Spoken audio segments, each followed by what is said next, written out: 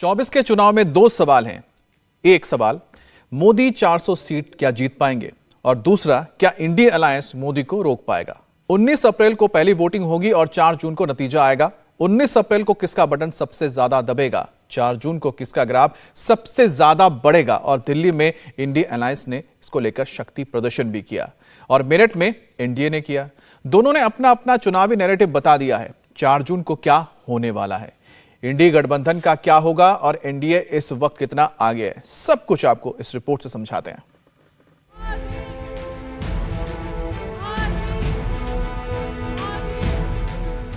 जब नरेंद्र मोदी मंच पर पहुंचते हैं तो ऐसे मोबाइल निकल आते हैं, फोकस सिर्फ मोदी पर रहता है।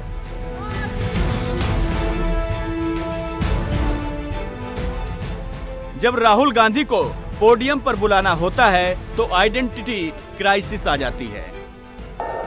राहुल जी का इंट्रोडक्शन क्या करना है? कांग्रेस के बड़े नेता हैं। अब मैं जिन्हें इनवाइट करूंगा वो कांग्रेस के बहुत बड़े नेता हैं और कांग्रेस के पूर्व अध्यक्ष हैं। जब मोदी पहली लाइन बोलते हैं तो दूसरी लाइन की गूंज मेरठ से दिल्ली पहुंच जाती है। आज पूरा देश कह रहा है, तीसरी बार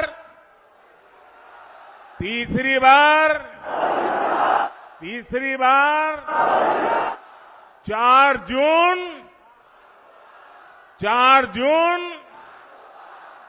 जून। जब एंटी मोदी मोर्चा इंकलाब की बात करता है तो साथ के लिए हाथ नहीं उठते। का हाथ उठा के जय हिंद कहिए, मैं भी देखूं आपका जज्बा कितना है। जय हिंद। अरे ये तो हाथ ही नहीं उठा रहे हो, क्या हो गया? 4 जून को 400 पार होगा तो क्या होगा, मोदी का प्लान क्या है? 24 का ये चुनाव सिर्फ एक सरकार बनाने का चुनाव नहीं है। कौन सांसद बने कौन न बने इसका चुनाव नहीं है। 2024 का चुनाव विकसित भारत बनाने के लिए है।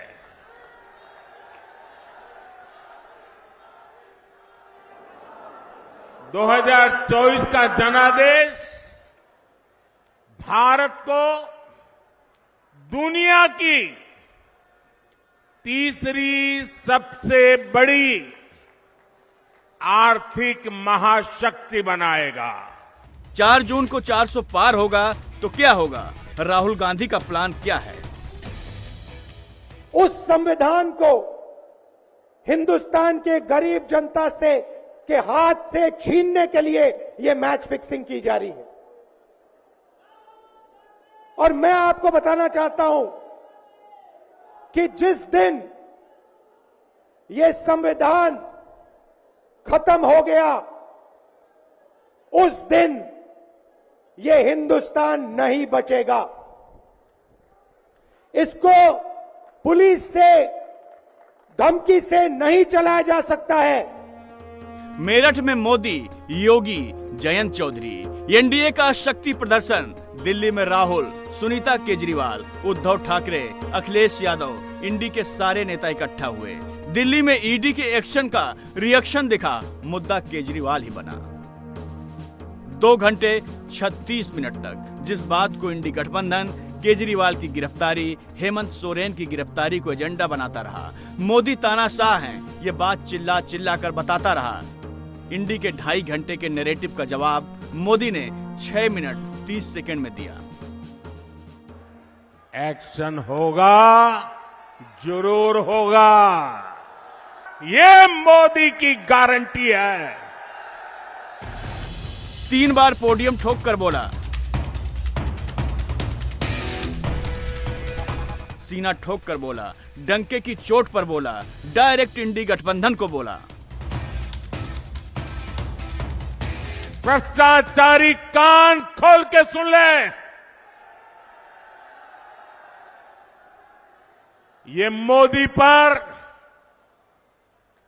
चाहे कितने भी हमले करे, ये मोदी है, रुकने वाला नहीं है।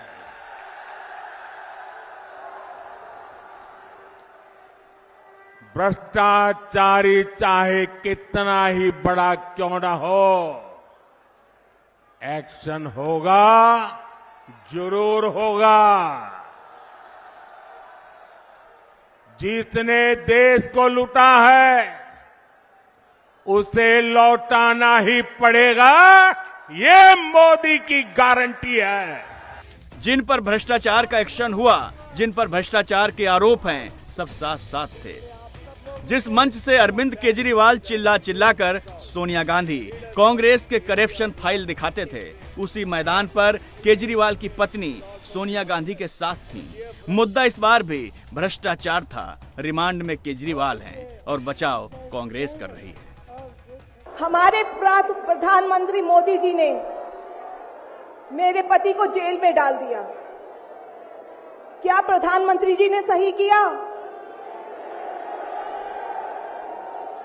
क्या आप सब मानते हैं कि केजरीवाल जी एक सच्चे देशभक्त और ईमानदार इंसान हैं? क्या आप मानते हैं कि केजरीवाल जी एक सच्चे देशभक्त और ईमानदार इंसान हैं? ये बीजेपी वाले ये कह रहे हैं कि केजरीवाल जी जेल में हैं, इन्हें इस्तीफा देना चाहिए। क्या केजरीवाल जी को इस्तीफा देना चाहिए? क्या उन्हें इस्तीफा देना चाहिए? केजरीवाल जी को इन्होंने गिरफ्तार कर लिया। आपके केजरीवाल शेर है, शेर। ये ज्यादा दिन तक उनको जेल में नहीं रख पाएंगे। करोड़ों लोगों के दिल में बसते हैं केजरीवाल। जिस बहादुरी और साहस से वो देश के लिए लड़ रहे हैं, कई बार मुझे लगता है कि आजादी की लड़ाई में वो एक फ्रीडम फाइटर थे, जो देश के लिए लड़ते लड़ते शहीद हो गए। इस जंग में भी केजरीवाल जी को शायद भारत मां के संघर्ष के लिए भेजा है। महाराष्ट्र में कांग्रेस शरद पवार उद्धव ठाकरे में सीट फंसी है, लेकिन दिल्ली में सब साथ साथ हैं। कश्मीर में महबूबा मुफ्ती, फारूक अब्दुल्ला में गठबंधन टूट गया, लेकिन दिल्ली में साथ साथ हैं।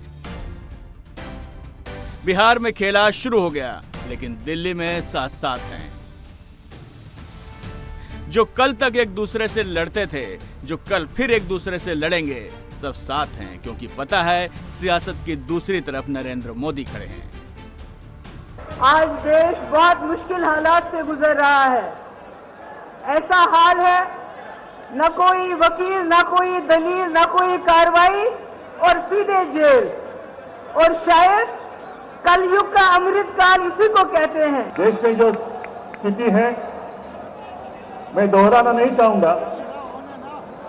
कुछ दिन पहले आशंका थी कि क्या हमारा देश तानाशाही की ओर चल रहा है, लेकिन अब वो आशंका नहीं रही, अब वो सच्चाई है। लोकतंत्र को खत्म करने के लिए जिस तरीके से तानाशाह ताकतों ने अपना कदम बढ़ाया है, उसको अंत करने के लिए ये संकल्प सभा यहाँ पे आमंत्रित हुई है। ये चुनाव में ही लोकतंत्र के खिलाफ जंग का ऐलान किया गया और हम लोगों को इस जंग में लोकतंत्र को बचाने के लिए, इस देश के संविधान को बचाने के लिए अब निर्णायक लड़ाई लड़नी है। इस बार चुनाव आने जा रहा है, मैं आपसे अपील करना चाहता हूं, इन्हें हराओ, इन्हें वापस भेजो, क्योंकि अगर देश बचाना है तो हमारे आपके वोट से बचेगा। जो सच कभी नहीं दिखता, कौन किससे मिला, ये कभी नहीं समझ आता। अगर मोदी प्रधानमंत्री न होते, जब सोनिया गांधी और सुनीता केजरीवाल बातें कर रही थी, तो बीच में राहुल आए। कुछ सोनिया गांधी से कहा, कुछ सोनिया गांधी ने कहा। ऐसा लगा जैसे राहुल अपने पास बैठने के लिए कह रहे हों, लेकिन सोनिया सुनीता के साथ बैठी रहीं। दिल्ली चुनाव में कांग्रेस के हाथ ने आपकी झाड़ू थामी है, लेकिन जब दिल्ली में सबके सामने हाथ थामने की बात आई तो पॉलिटिकल पोजीशन बदल गई। सोनिया गांधी राहुल के पास चली गईं, दूसरी तरफ शरद पवार थे। चुनाव के बाद भी ऐसी ही पोजीशन बदल जाएगी। इंडी गठबंधन के बावजूद मोदी की 400 वाली लाइन एकदम क्लियर है। राहुल गांधी को भी पता है 24 मोदी का है, मोदी का रहेगा। इंडी रैली में जीतने का दावा किसी ने नहीं किया। मोदी के मिशन 400 को रोकने की बात हुई। इंडिया घूमने के बाद राहुल भी समझ चुके हैं मोदी 400 ही जीतेंगे, वो रोक नहीं पाएंगे। हार के बाद सफाई बहाना होगी, इसलिए अभी से बहाने की सफाई बनाना शुरू कर दिया है। एम्पायर पर दबाव डालकर, प्लेयर को खरीदकर, कैप्टन को डराकर मैच जीता जाता है। क्रिकेट में उसको मैच फिक्सिंग कहा जाता है। हमारे सामने लोकसभा का चुनाव है। अंपायर किसने चुने? नरेंद्र मोदी ने।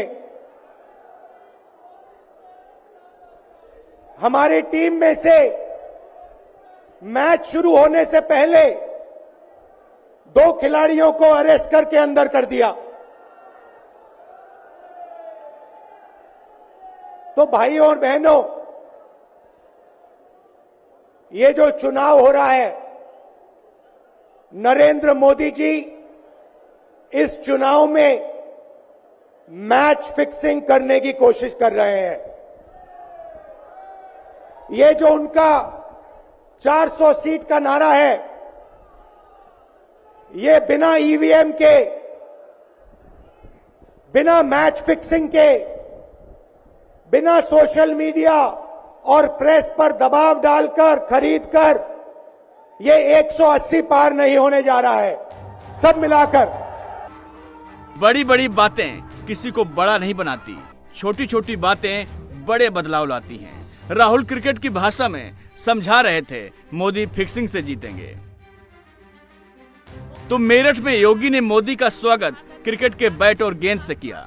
बैट पर कमल बना था, स्कोर 400 पार होगा। बैट के बाद हल से सम्मान हुआ। मोदी ने एनडीए के सभी साथियों को यूपी में 80 वाले हल से जोड़ा।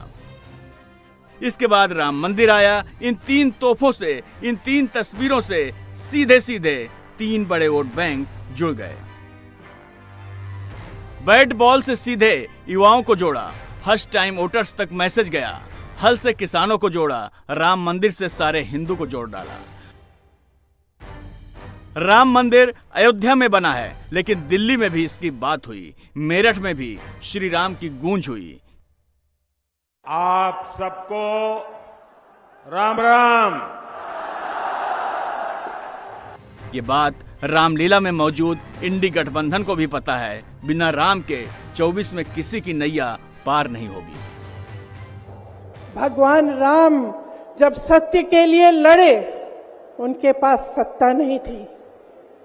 भगवान राम जब सत्य के लिए लड़े, उनके पास संसाधन नहीं थे। उनके पास तो रथ भी नहीं था। रथ रावण के पास था, संसाधन रावण के पास थे, सेना रावण के पास थी, सोना रावण के पास थी। वो तो सोने की लंका में रहता था।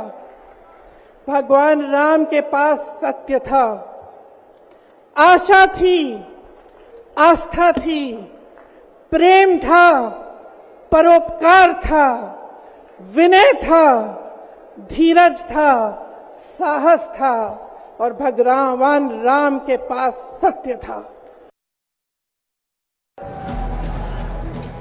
राजनीति भी गजब होती है। यही संदेश था भगवान राम का, उनके जीवन का। दिल्ली में राम की बात होती है, लेकिन राम मंदिर जाने से राहुल और प्रियंका दोनों कतराते हैं।